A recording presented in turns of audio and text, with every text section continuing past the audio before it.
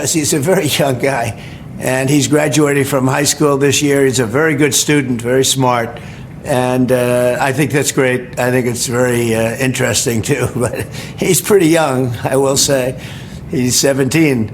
But if they can do that, I'm all for it. I think I'm all for it, because he's a very young. Okay, so that was Donald Trump during an interview with Telemundo. I'll show you another moment in just a second. I'll also give you the context for what was being discussed there about Barron Trump, what he was being asked about in particular. It's sort of a strange story, but he did mix up the age, and the real age of Barron Trump is 18.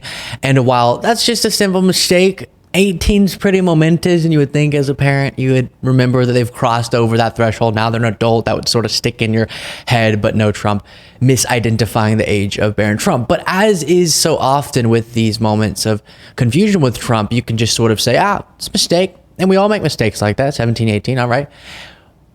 The notable part is that this is a part of a longer series of mishaps. We'll get to that later. But here I want to focus more on the relationship he has with his family members, because that by itself is nothing. All right, 17, 18, whatever. But the broader context with Trump is that he has anything but meaningful quality relationships with his family members, which is particularly notable in the party of family values. And so that's just a tiny little microcosm of that broader macrocosm with Trump. And we see this in his relationship with Melania Trump. Goodness gracious, she won't even appear on the campaign trail, it seems, with him. Rarely these days do you see them next to each other in the same room, but then also with his children. And it's just always been very strange. And then I was thinking about, speaking of one of his children, Eric Trump. Some people say he's the least favorite child. I don't know. He has been in the courtroom as of recently, reportedly. And I heard, I think it was a CNN analyst making the point, and then it really stuck with me.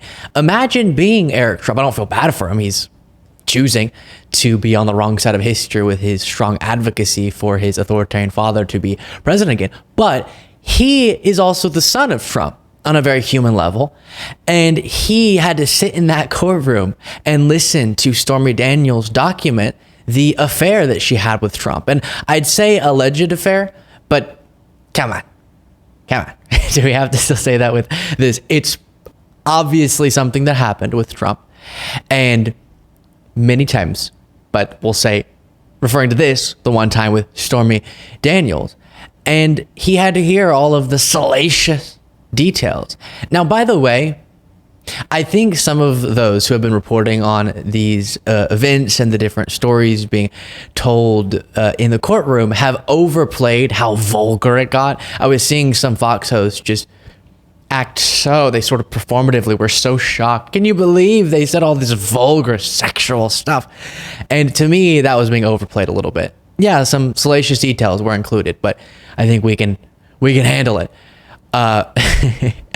But it was strange to hear about Trump being spanked by a magazine. Okay, that maybe could have been left out, but Eric Trump had to hear about that. And Eric Trump had to be reminded that his father, while Melania Trump had just had Barron, speaking of, he was off cheating on her. In the party of family values, that's who they're choosing, not to mention the fact that Trump was found liable in a civil trial for rape. And again, has very strange relationships with the rest of his family. But what was being asked there by the interviewer that Trump was answering? Well, as The Hill reports, Barron Trump, the youngest son of former President Trump, has declined the offer to serve as a delegate for Florida at this summer's Republican National Convention. Quote, while Barron is honored to have been chosen as a delegate by the Florida Republican Party, he regretfully declines to participate due to prior commitments. The office of Melania Trump said the Florida GOP earlier this week said Barron Trump, who is 17, according to Trump, would join three of the former president's other children, Eric, Tiffany, and Donald Trump Jr., as delegates, with Eric Trump serving as the state's delegation chair. So very interesting that they're all going to be delegates, but I guess not Barron Trump. So Trump was saying he's really young, but I guess if they can do that, sure, he can be a delegate. And that's where he made the comment about being 17. Salon reports on this. Donald Trump seemingly forgot his youngest son's age in a Thursday interview with Telemundo, responding to reports that Barron Trump would play a role in his official nomination for president. It documents what we just covered and then notes that Barron is 18. Then it says that Donald Trump previously lambasted Judge Juan Merchan for potentially keeping him in court through the graduation, though he gave Trump the day off. So Trump was lying about that. That same evening, Trump is scheduled to headline a Minnesota GOP fundraising event. So it's looking like there's a very good chance that after all of the complaining, I can't even go to my son's graduation because of the criminal trial, Trump might go to an event instead, which would be absolutely crazy. Here's a second moment from the same interview. I'm able to put it aside and to think about other things. I'm very ambidextrous, so to speak. I can do a lot of things at one time. And I'm willing to do and able to do things and lots of different things. I'm able to put. I think he said things like 4 or 5 times in that sentence. No, I'm able to handle it because I do things and I'm good at doing things and I can say things while I'm doing things. I can walk and I can talk. And at the end of the day, if you can do things in a way that makes people appreciate the way you do those things, then they might as well give you the opportunity to do more things. I mean, what are you going to do? He can do lots of things except for put together a coherent, thoughtful sentence. But I will say, maybe this is me being goofy, I haven't heard ambidextrous used as a synonym for multitasker, but because presumably that would just denote an ability to do 2 things in either hand, not necessarily a bunch of things, but that's not super important. Maybe I'm the one who hasn't heard that usage of the term. Now, by the way, Salon prompted me to send this segment into a different direction, as we're about to do. Trump's gaffe, they wrote in this article I previously was reading from, comes as reports of his increasingly public challenges speaking coherently plague his campaign while he continues to run on the age of his opponent, Joe Biden, as a key deciding factor. Now, I was thinking of this 17 gaffe, if you want to call it that, as an example of Trump not really having a close relationship with his family. But maybe this is an example of another brain glitch. And because that was brought up, I didn't bring it up. Okay, Salon brought it up. Blame them for what you're about to watch. The gaffe reel from just some events in the last few months of Trump.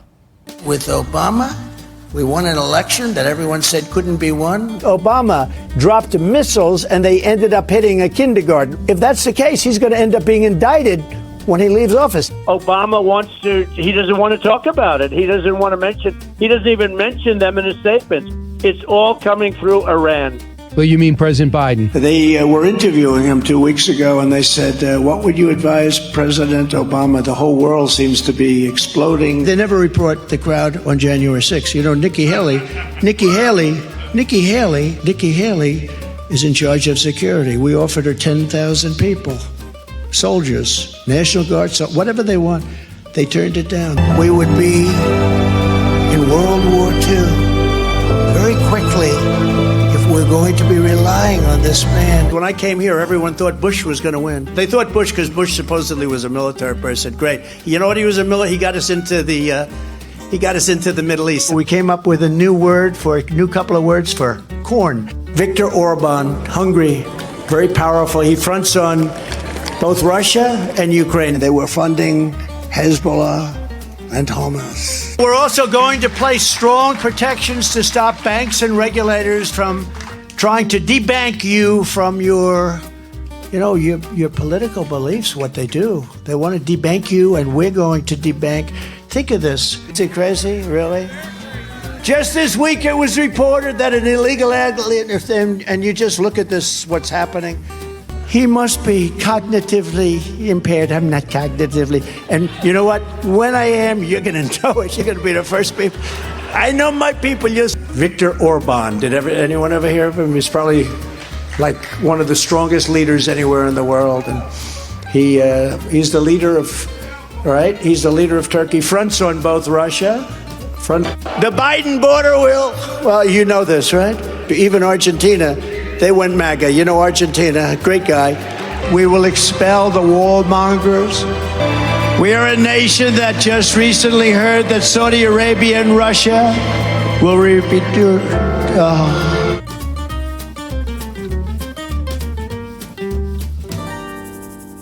Yeah, so when he criticizes Biden for quote unquote not being able to put 2 sentences together, maybe he should do a little bit of introspection. That was my best imitation of his ending gaffe there.